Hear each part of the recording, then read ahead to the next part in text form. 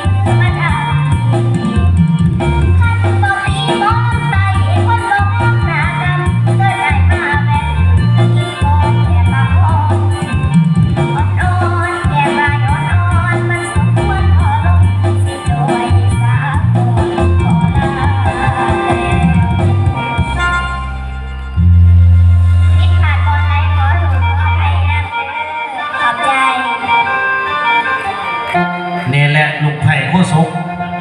ขอเสียงตบมือต้อนรับลูกไผ่โคศกนะผู้ใดไม้ระวังขอโทษให้บอกเสียงดีเอาไว้ก่อน ได้มีโอกาสจับไม่เว้าเนาะนั่นคือธิดาแก้วหาวงจากมตสุขุมาเที่ยวลำสิบดอนคำสัญญาว่าอีกแต่งหน่อยมี2 YouTube เป็นของตนเองผู้ใดอยากติดตามเป็น FC ผู้ใดสบายเด้อนำเสียงตาบ่แม่นธรรมดาคิดว่าอินแต่งกับสารมันเกิดพุ่นละแต่ในกระสัง